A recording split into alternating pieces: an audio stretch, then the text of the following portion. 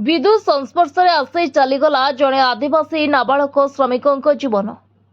कंधमाल जिला तुमुडीबंध थाना अंतर्गत महुलबुरी गाँव में घटी एभली अभावन घटना। विद्युत काम करुथिबा एक ठिका संस्था किछि युवकों को 11 केवी विद्युत खुंट गोटे जगार अन्य एक जगह को स्थानांतर करने सकाशे नियोजित करथिले। तेबे आज विद्युत खुंट स्थानांतरित करबा बेले जड़े आदिवासी नाबालक विद्युत संस्पर्शରେ आसी प्राण हराइथिबा देखिबा पई मिलिछे।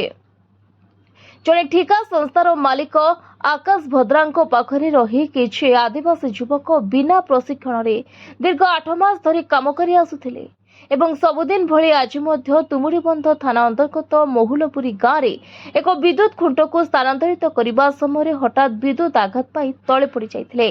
तेबे घटनास्थल में थिबा अन्य युवक माने मिसी संगे संगे तुमुडीबंध गोष्ठी स्वास्थ्य केन्द्र को आनिबा परे डाक्तर मृत घोषणा करबा जणा पड़िछे। तेबे सबुठु बड़ कथा हेउछे मृत्यु वरण करिथिबा नाबालकंकु सरकारी नियम अनुसार 18 वर्ष बयस होई नथिबा जणा पड़िछे।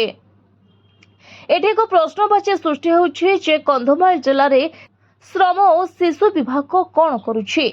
जिलापाल गत दिन में शिशु श्रमिक सचेतन कार्यक्रम करथिबा बेले एपटे माळ माळ शिशु श्रमिक ठिका कार्य नियोजित।